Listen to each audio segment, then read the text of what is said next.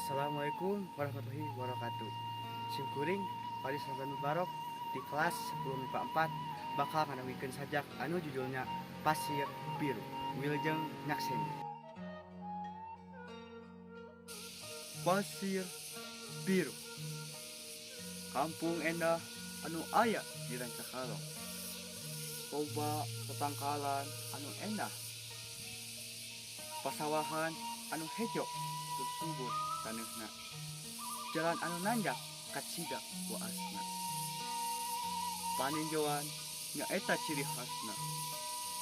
Aya rumah adat anu ngajalajat, lapang anu kacida luasna, jeung tangkal anu kacida gedena.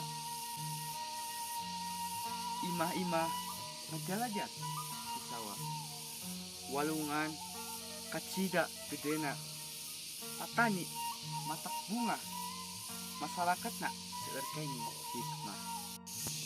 Di Pasir Biru jalan tol atos jadi, anu namina tol Cisumdawu.